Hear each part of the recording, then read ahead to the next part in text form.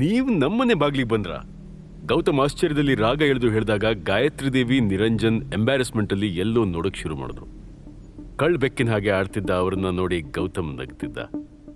ಗೌತಮ್, ನಿನ್ ನಾಟಕ ನಿಲ್ಸು, ನಾನು ಅನ್ವಿತಾನ ನೋಡ್ಬೇಕು. ಗೌತಮ್ ಡೋರಿಗೆ ಅಡ್ಡ ನಿಂತ್ಕೊಂಡೆ, ಸಾರಿ ಅನ್ವಿ ತುಂಬಾ ಡಿಸ್ಟರ್ಬ್ ಆಗಿದ್ದಾಳೆ. ಇವತ್ತು ಆಫೀಸ್ನಲ್ಲಿ ಏನಾಯ್ತು ಅಂತ ನನಗಿಂತ ಹೆಚ್ಚಿಗೆ ನಿಮಗೆ ಗೊತ್ತಲ್ಲ. ನೀವೀಗ ಹೊರಡೋದೇ ಬೆಟರ್. ಒಂಥರ ಅವಮಾನ ಆಗಿ ಗಾಯತ್ರಿ ದೇವಿ, ಏನ್ ಗೌತಮ್, ನನ್ ಮೇಲೆ ಕೋಪ ತೋರಿಸ್ತಿದೀಯಾ ಹೇಗೆ? ಮನೆ ಒಳಗಡೆನೂ ಬಿಡದೆ ಇಲ್ಲಿಂದನೇ ವಾಪಸ್ ಹೊರಡು ಅಂತಿದ್ಯಲ್ಲ. ಮನೇಲಿ ಯಾರೂ ಇಲ್ವಾ? ಅನಿಲ್, ಗೀತಾ ಇರ್ಬೇಕಲ್ಲ, ಅವ್ರಿಗೇನ್ ಮೂಡ್ ಆಫ್ ಆಗಿರಲ್ಲ ಅಂತ ಹೇಳಿದ ಗಾಯತ್ರಿ ದೇವಿ ಗೌತಮ್ನ ಪಕ್ಕಕ್ಕೆ ತಳ್ಳಿ ಒಳಗಡೆ ಹೊರಟಿದ್ಲು. ಅಷ್ಟರಲ್ಲಿ ಯಾರೋ ಮಾತಾಡ್ತಿರೋದು ಕೇಳಿ ಗೀತಾ ಗಡ್ಬಿಡಿಲಿ ಅಲ್ಲಿಗೆ ಬಂದ್ಲು. ಡೋರಲ್ಲಿ ನಿಂತಿದ್ದ ಗಾಯತ್ರಿ ದೇವಿನ ನೋಡಿದ ತಕ್ಷಣ ಅವಳ ಹಣೆ ಮೇಲೆ ಬೆವರು ಸಾಲ್ಗಟ್ಟಿತ್ತು. ಅಯ್ಯೋ ಅತ್ತೆಮ್ಮ, ನೀವಾ? ಬನ್ನಿ ಒಳಗೆ, ಯಾಕಲ್ಲೇ ನಿಂತಿದ್ದೀರಾ? ಗಾಯತ್ರಿ ದೇವಿ ಅಸಮಾಧಾನದಲ್ಲಿ ಗೌತಮ್ನ ಗುರಾಯಿಸಿ, ಈ ನಿನ್ನ ಅಳಿಯ ದೇವರು ಒಂಚೂರು ಡೋರಿಂದ ಪಕ್ಕಕ್ಕೆ ಸರಿದ್ರೆ ನಾನು ಒಳಗಡೆ ಬರ್ತಿದ್ದೆ. ಅತ್ತೆಮ್ಮ, ನೀವಿಲ್ಲಿವರೆಗೂ ಬರೋ ತೊಂದರೆ ಯಾಕೆ ತಗೊಂಡ್ರಿ? ಏನಾದರೂ ಕೆಲಸ ಆಯ್ತಾ? ನನಗೊಂದು ಮಾತು ಹೇಳಿದ್ರೆ ನಾನೇ ಬರ್ತಿದ್ದೆ. ಗೀತಾ, ನಾನು ಅರ್ಜೆಂಟಾಗಿ ಅನ್ವಿತಾನ ನೋಡಬೇಕು, ಕರೀರಿ ಅವಳನ್ನು. ಗೀತಾ ಕೂಡಲೇ ಹ್ಞೂ ಅತ್ತೆಮ್ಮ ಅಂದವಳು ಅನ್ವಿತಾನ ಕರೆಯೋದಕ್ಕೆ ಅವಳ ರೂಮಿಗೆ ಓಡಿದ್ಲು. ಅಷ್ಟರಲ್ಲಿ ಅನಿಲ್ ಕೂಡ ಹಾಲ್ಗೆ ಬಂದ. ತನ್ನ ತಾಯಿ ಬಂದಿರೋದು ನೋಡಿ ಗೌತಮ್ಗೆ ಕುಡಿಯೋಕ್ಕೇನಾದರೂ ತಗೊಂಡ್ ಬಾ ಅಂತ ಸನ್ನೆ ಮಾಡ್ದ. ಗೌತಮ್ ಒಂದ್ಸಲ ಗಾಯತ್ರಿ ದೇವಿನ ನೋಡಿ ಅಡುಗೆ ಮನೆ ಕಡೆ ಹೋದ. ಗಾಯತ್ರಿ ದೇವಿ ಕಿರಿಕಿರಿಂದ ಏನೋ ಹೇಳಕ್ ಹೊರಟಿದ್ಲು. ಅಷ್ಟರಲ್ಲಿ ಅನ್ವಿತಾ ಬರ್ತಿರೋದು ಕಾಣಿಸ್ತು. ನೀವು ನನ್ನ ಹುಡ್ಕೊಂಡು ಬಂದ್ರ? ಏನಾದರೂ ಕೆಲಸ ಇತ್ತಾ? ಗಾಯತ್ರಿ ದೇವಿ ಡೀಪಾದ ಉಸಿರೇಳ್ಕೊಂಡು, ಎಸ್ ಅನ್ವಿತಾ, ನನಗೆ ನಿನ್ನ ಹೆಲ್ಪ್ ಬೇಕಿತ್ತು ಅಂದವಳು ಅಸಮಾಧಾನದಲ್ಲಿ ಎಲ್ಲೋ ನೋಡ್ತಾ, ಈ ಗಾಯತ್ರಿ ದೇವಿಗೆ ಕಷ್ಟ ಅಂತ ಬಂದರೆ ಸಾಯ್ತಾಳೆ ಹೊರತು ನಿನ್ನಂಥವಳ ಹತ್ರ ಹೆಲ್ಪ್ ಕೇಳಲ್ಲ. ಆದರೆ ಈಗ ಪ್ರಾಬ್ಲಮ್ ಬಂದಿರೋದು ನನಗಲ್ಲ, ನನ್ನ ಕುಟುಂಬಕ್ಕೆ, ನನ್ನ ಫ್ಯಾಮಿಲಿಗೆ. ಅದಕ್ಕೆ ನೀನು ಹುಡ್ಕೊಂಡು ಬಂದೆ. ಕೆಲವರು ತಮ್ಮ ಬುದ್ಧಿನ ಕಂಟ್ರೋಲ್ ಇಟ್ಕೊಂಡಿದ್ರೆ ಈ ಪರಿಸ್ಥಿತಿ ನನಗೆ ಬರ್ತಿರ್ಲಿಲ್ಲ ಅಂದವಳು ನಿರಂಜನ್ ಕಡೆ ಕೋಪದಲ್ಲಿ ನೋಡಿದ್ಲು. ನಾನು ನಿಮಗೆ ಹೆಲ್ಪ್ ಮಾಡಬೇಕಾ? ಗಾಯತ್ರಿ ದೇವಿ ಗಂಭೀರವಾಗಿ ಕೂತು, ನೋಡು ಅನ್ವಿತಾ, ಪ್ರಿನ್ಸ್ ಗ್ರೂಪ್ ಪ್ರೆಸಿಡೆಂಟ್ನ ಮೀಟ್ ಮಾಡ್ಕೊಂಡು ಬಂದೆ. ನಾನು ಎಷ್ಟೇ ಎಕ್ಸ್ಪ್ಲೇನ್ ಮಾಡಿದ್ರೂ ಅವ್ರಿಗೆ ನಮ್ಮ ಮೇಲೆ ನಂಬಿಕೆ ಇಲ್ಲ, ಅಗ್ರಿಮೆಂಟ್ಗೂ ಒಪ್ಕೋತಿಲ್ಲ. ಇತ್ತೀಚೆಗೆ ಪ್ರಿನ್ಸ್ ಗ್ರೂಪ್ನ ರಾಯದುರ್ಗದ ಸಿಂಹಾದ್ರಿ ಫ್ಯಾಮಿಲಿ ಪರ್ಚೇಸ್ ಮಾಡಿದೆ ಅಂತ ಗೊತ್ತಾಯಿತು. ಅದಕ್ಕೆ ನೀನು ಒಂದು ಕೆಲಸ ಮಾಡಬೇಕು, ಆ ರಾಯದುರ್ಗದ ಚಿಕ್ಕ ದೊರೆ ಹತ್ರ ನಮ್ಮ ಬಗ್ಗೆ ಮಾತಾಡಬೇಕು. ಅನ್ವಿತಾ ಧೈರ್ಯ ತಂದ್ಕೊಂಡು, ನಾನು ಹೇಗೆ ಮಾತಾಡೋಕ್ಕಾಗತ್ತೆ ಆಯಿ? ಅಷ್ಟಕ್ಕೂ ಸಿಂಹಾದ್ರಿ ಫ್ಯಾಮಿಲಿ ಆಗಲಿ ಚಿಕ್ಕ ದೊರೆ ಪರಿಚಯ ಆಗಲಿ ನನಗಿಲ್ಲ. ನಿನಗೆ ಆ ಫ್ಯಾಮಿಲಿ ಬಗ್ಗೆ ಗೊತ್ತೋ ಇಲ್ವೋ ಅದು ನನಗೆ ಸಂಬಂಧ ಇಲ್ಲ. ಬಟ್ ಈ ಪ್ರಾಬ್ಲಮ್ ನೀನು ರೆಡಿ ಮಾಡಿದ ಡಿಸೈನ್ಸಿಂದ ಶುರುವಾಗಿದೆ. ಅದಕ್ಕೆ ನೀನೇ ಸೊಲ್ಯೂಷನ್ ಕಂಡು ಹಿಡಿಬೇಕು. ಈಗ ನೀನು ಏನು ಮಾಡ್ತೀಯೋ ಹೇಗೆ ಮಾಡ್ತೀಯೋ ನಿನಗೆ ಬಿಟ್ಟಿದ್ದು. ಆದಷ್ಟು ಬೇಗ ಇದನ್ನೆಲ್ಲ ಸರಿ ಮಾಡದಿದ್ರೆ ನಿಮ್ಮ ಫ್ಯಾಮಿಲಿ ಜೊತೆ ಇರೋ ನನ್ನ ಸಣ್ಣ ಸಂಬಂಧನೂ ಕಳ್ಕೊತೀರಾ. It's my warning. ಹಾಗೆ ಹೇಳಿ ಅನಿಲ್ ಮತ್ತು ಗೀತಾ ಮುಖನ ಸುಡೋ ಥರ ನೋಡಿದ್ಲು. ಗಾಯತ್ರಿ ದೇವಿ ಮತ್ತೆ ಮಾತು ಕಂಟಿನ್ಯೂ ಮಾಡ್ತಾ, ಅನಿಲ್, ನಾನು ಹೇಳಿದ್ದು ಕೇಳಿಸ್ತೆ ತಾನೆ? ಈ ನಿನ್ನ ಮಗಳಿಗೆ ಸರಿಯಾಗಿ ಬುದ್ಧಿ ಹೇಳು ಅಂದವಳು ನಿರಂಜನ್ ಜೊತೆ ಅಲ್ಲಿಂದ ಹೊರಟ್ಲು. ಗೀತಾ ಕೋಪದ ಕಣ್ಗಳು ಗೌತಮ್ ಕಡೆ ತಿರುಗಿದ್ವು. ಈ ದರಿದ್ರದೋನಿಂದಲೇ ಇದೆಲ್ಲ ಆಗಿದ್ದು. ನನ್ನ ಮಗಳು ದಿನ ದಿನ ನರಕ ನೋಡೋ ಥರ ಆಗಿದೆ. ಇನ್ನೂ ಏನೇನು ಅನುಭವಿಸ್ಬೇಕೋ ಅವಳು. ಗೌತಮ್ ಅವ್ರ ಮಾತಿಗೆ ತಲೆ ಕೆಡಿಸ್ಕೊಳ್ದೆ ಅನ್ವಿತಾಗೆ ಸಮಾಧಾನ ಹೇಳಕ್ಕಂತ ಅವಳ ರೂಮಿಗೆ ಹೊರಟ. ಅವಳು ಗಲ್ಲಕ್ಕೆ ಕೈ ಕೊಟ್ಟು ಯಾವುದೋ ಯೋಚನೆಯಲ್ಲಿ ಕೂತಿದ್ಲು. Anvi, are you okay? Anvita ಟೆನ್ಷನ್ನಲ್ಲಿ, ಗೌತಮ್, ನನ್ನ ಒಂಟಿಯಾಗಿರಕ್ಕೆ ಬಿಡು ಪ್ಲೀಸ್. ನಾನು ಯಾರ ಜೊತೆನೂ ಮಾತಾಡೋ ಮೂಡಲಿಲ್ಲ. ಅವನು ಅನ್ವಿತಾಗೆ ಸಮಾಧಾನ ಮಾಡಬೇಕು ಅಂತ ಒಂದೇ ಹೆಜ್ಜೆ ಮುಂದಿಟ್ಟವನು ಏನೋ ಯೋಚಿಸಿ ಮತ್ತೆ ಹಿಂತಿರುಗಿ ಹೊರಟ. ಅನ್ವಿತಾಗೆ ತನ್ನನ್ನು ತಾನು ಕಂಟ್ರೋಲ್ ಮಾಡ್ಕೊಳ್ಳೋಕ್ಕೆ ಸಾಧ್ಯ ಆಗಲಿಲ್ಲ. ಅವನು ಆ ಕಡೆ ಹೋಗ್ತಿದ್ದಂಗೆ ಡೋರ್ ಕ್ಲೋಸ್ ಮಾಡಿ ಅಳೋದಕ್ಕೆ ಶುರು ಮಾಡಿದ್ಲು. ಅವಳು ಬಿಕ್ಕಳಿಸಿ ಅಳೋದು ಹೊರಗಡೆ ನಿಂತಿದ್ದ ಗೌತಮ್ ಕಿವಿಗೆ ಬಿತ್ತು. ಅವನು ಕೂಡಲೇ ಡೋರ್ ನಾಕ್ ಮಾಡೋಕ್ಕೆ ಶುರು ಮಾಡ್ದ. ಅನ್ವಿ, ಡೋಂಟ್ ಕ್ರೈ, ಅಳ್ಬೇಡ ಪ್ಲೀಸ್. ನಾನು ನಿನ್ಗೋಸ್ಕರ ಏನಾದರೂ ಮಾಡ್ತೀನಿ, ಸಮಾಧಾನ ಮಾಡ್ಕೊ. ಇಫ್ ಯು ವಾಂಟ್, ನಾನು ರಾಯದುರ್ಗದ ಚಿಕ್ಕದೊರೆ ಹತ್ರ ಮಾತಾಡ್ತೀನಿ.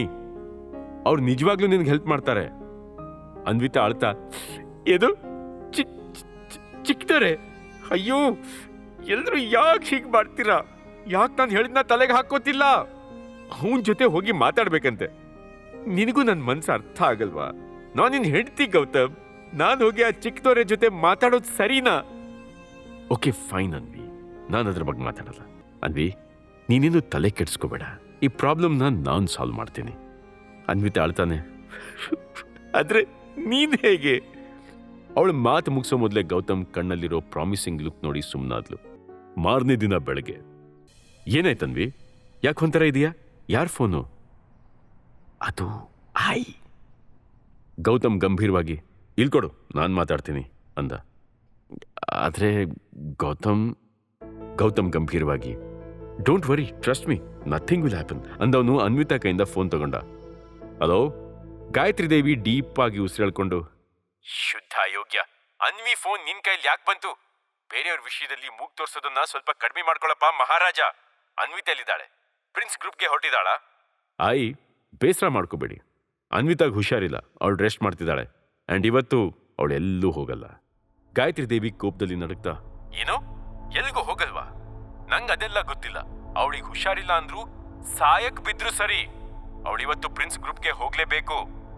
ಇಲ್ದಿದ್ರೆ ಇನ್ಮೇಲೆ ಅವಳು ನಮ್ಮ ಆಫೀಸಲ್ಲಿ ಮಾತ್ರ ಅಲ್ಲ, ಬೆಂಗಳೂರಿನ ಯಾವ ಆಫೀಸಲ್ಲೂ ಕೆಲಸ ಮಾಡಕ್ಕಾಗಲ್ಲ. ಹಾಗ್ ಮಾಡ್ತೀನಿ. ಆ ಮಾತು ಕೇಳಿದ್ಮೇಲೆ ಗೌತಮ್ ಸಿಟ್ಟಿಂದ ಕಾಲ್ ಕಟ್ ಮಾಡಿ ಮೊಬೈಲ್ನ ಸ್ವಿಚ್ ಆಫ್ ಮಾಡ್ದ. ಈ ಕಡೆ ಗಾಯತ್ರಿ ದೇವಿ ಬಾಲ ಸುಟ್ಕೊಂಡ್ ಬೆಕ್ಕಿನ ಹಾಗೆ ಹಾಲಲ್ಲಿ ಆ ಕಡೆ ಈ ಕಡೆ ಓಡಾಡ್ತಿದ್ಲು. ಇದ್ದಕ್ಕಿದ್ದಂಗೆ ಗೌತಮ್ ಕಾಲ್ ಕಟ್ ಮಾಡಿದ್ರಿಂದ ಅವಳ ಕೋಪ ನೆತ್ತಿಗೇರಿತ್ತು. ನಿರಂಜನ್ ಮತ್ತೆ ಶರಣ್ಯ ತಮ್ಮ ಅಜ್ಜಿನೇ ನೋಡ್ತಾ ನಿಂತಿದ್ರು. ಕತ್ತೆ ಬಡವಾ, 3 ಹೊತ್ತು ಬಿಟ್ಟಿ ಕೂಳ್ ತಿನ್ಕೊಂಡಿರೋನು ನನ್ನ ಫೋನ್ ಕಟ್ ಮಾಡ್ತಾನೆ. ಈ ಗೌತಮ್ಗೆ ಸರಿಯಾಗಿ ಲೆಸನ್ ಮಾಡ್ದಿದ್ರೆ ನಾನು ಗಾಯತ್ರಿ ದೇವಿನೇ ಅಲ್ಲ, ನಾಯಿನ ತಂದು ಸಿಂಹಾಸನದ ಮೇಲೆ ಕೂರ್ಸ್ದ ಹಾಗೆ ಆಯ್ತು. ನನ್ ಗಂಡ ಅದೇನ್ ನೋಡಿ ಅನ್ವಿತಾಗಿ ಇವನನ್ನ ಮದ್ವೆ ಮಾಡ್ಸದ್ನೋ. ಗಾಯತ್ರಿ ದೇವಿ ಶರಣ್ಯ ಮತ್ತೆ ನಿರಂಜನ್ ಕಡೆ ಕೋಪದಿಂದ ನೋಡಿದ್ಲು. ಶರಣ್ಯ ಎಕ್ಸ್ಪ್ಲೇನ್ ಮಾಡ್ತಾ, ಐ ಪ್ಲೀಸ್ ಕೋಪ ಮಾಡ್ಕೋಬೇಡಿ, ನಿಮ್ಮ ಹೆಲ್ತ್ ಈಗಾಗಲೇ ಹಾಳಾಗಿದೆ, ಈ ವಿಚಾರಕ್ಕೆಲ್ಲ BP ರೈಸ್ ಮಾಡ್ಕೋಬೇಡಿ. ಗಾಯತ್ರಿ ದೇವಿ ಕೋಪದಲ್ಲಿ, ಕೋಪ ಬರಲ್ವಾ ನನಗೆ? ಆ ಗೌತಮ್ ಇಲ್ಲಿವರೆಗೂ ತಲೆ ತಗ್ಸಿ ಮಾತಾಡೋನು ಇವತ್ತು ನನ್ನ ಫೋನೇ ಕಟ್ ಮಾಡ್ತಾನೆ. ಶರಣ್ಯ ಡಲ್ಲಾಗಿ, ನಾವೇನಾದ್ರೂ ದಾರಿ ಹುಡ್ಕೋಣ ಆಯಿ, ನೀವು ಟೆನ್ಷನ್ ಮಾಡ್ಕೋಬೇಡಿ. ಶರಣ್ಯ ಟೇಬಲ್ ಮೇಲಿರೋ ನೀರಿನ ಗ್ಲಾಸ್ ತಗೊಂಡೋಗಿ ಗಾಯತ್ರಿ ದೇವಿ ಕೊಟ್ಲು. ಅವಳು ನೀರು ಕುಡಿದು ಸೋಫಾಗೆ ಒರ್ಗಿ ಕೂತು. 3 ಜನರ ಮುಖದಲ್ಲೂ ಮುಂದೇನಾಗ್ಬೋದು ಅನ್ನೋ ಚಿಂತೆ ಸ್ಪಷ್ಟವಾಗಿ ಕಾಣಿಸ್ತಿತ್ತು. ಶರಣ್ಯಗೆ ಸಡನ್ ಆಗಿ ಒಂದು ಐಡಿಯಾ ಬಂತು. ಶರಣ್ಯ ಖುಷಿಲಿ, ನನ್ನೊಂದು ಪ್ಲಾನ್ ಇದೆ, ಆದರೆ ನಾನೀಗಲೇ ಎಕ್ಸ್ಪ್ಲೇನ್ ಮಾಡೋಕ್ಕಾಗಲ್ಲ. ಆದರೆ ಆ ಪ್ಲಾನ್ ವರ್ಕ್ ಆದರೆ ಪ್ರೆಸಿಡೆಂಟೇ ಖುದ್ದಾಗಿ ನಿಮ್ಮನ್ನ ಪ್ರಿನ್ಸ್ ಗ್ರೂಪ್ಗೆ ಕರೆದು ಬ್ರೋ ಜೊತೆ ಅಗ್ರಿಮೆಂಟ್ಗೆ ಸಿಗ್ನೇಚರ್ ಮಾಡ್ತಾರೆ ಅಂದ ಶರಣ್ಯ ನೆಕ್ಸ್ಟ್ ಮೊಮೆಂಟ್ ನಗ್ನಗ್ತಾ ಅಲ್ಲಿಂದ ಹೊರಟೇ ಬಿಟ್ಲು. ಈ ಕಡೆ ಗೌತಮ್ ಬೇಗ ಮನೆ ಕೆಲಸನೆಲ್ಲ ಮುಗಿಸಿ ತರಕಾರಿ ತರ್ತೀನಿ ಅಂತ ಮಾರ್ಕೆಟ್ಗೆ ಹೊರಟ. ಅವನು ಹೊರಗಡೆ ಹೋಗ್ತಿದ್ದಂಗೆ ಭಾರ್ಗವಿಂದ ಕಾಲ್ ಬಂತು. ಅವನ ಕಾರ್ನ ಒಂದು ಕಡೆ ನಿಲ್ಲಿಸಿ ಕಾಲ್ ಪಿಕ್ ಮಾಡ್ದ. Yes mister Bhargav. Bhargav polite ಆಗಿ, ಚಿಕ್ಕದೊರೆ, ನಾನು ನಿಮಗೆ ಡಿಸ್ಟರ್ಬ್ ಮಾಡ್ತಿದ್ದೀನಿ, ಐ ಆಮ್ ಸಾರಿ. ಆ್ಯಕ್ಚುಲಿ ಇಲ್ಲಿ ನಿಮ್ಮ ನಾದ್ನಿ ಬಂದಿದ್ದಾರೆ, ನಿಮ್ಮ ಜೊತೆ ಮಾತಾಡಬೇಕಂತೆ. ನಾದ್ನಿನ? ಯಾರವರು? ಅವ್ರ ಹೆಸರೇನು? ಭಾರ್ಗವ್ ಗಂಭೀರವಾಗಿ, ದೊರೆ, ಅವ್ರ ಹೆಸರು ಶರಣ್ಯ ಅಂತ, ನಿಮ್ಮ ಜೊತೆ ಇಂಪಾರ್ಟೆಂಟ್ ಕೆಲಸ ಇದೆ ಅಂದರು. ಶರಣ್ಯನ? ಶರಣ್ಯ ಏನ್ ಪ್ಲಾನ್ ಮಾಡ್ಕೊಂಡು ಬಂದಿದ್ದಾಳೆ? ಗೌತಮ್ ಅವಳನ್ನ ಮೀಟ್ ಆಗ್ತಾನ? ಗಾಯತ್ರಿ ದೇವಿಗೆ ಹೇಗೆ ಬುದ್ಧಿ ಕಲಿಸ್ತಾನೆ ಗೌತಮ್?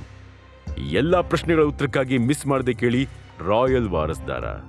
ಈಗಲೇ ಡೌನ್ಲೋಡ್ ಮಾಡಿ ಕೇಳಿ ರಾಯಲ್ ವಾರಸ್ದಾರ, ಕೇವಲ ಪಾಕೆಟ್ FM ನಲ್ಲಿ.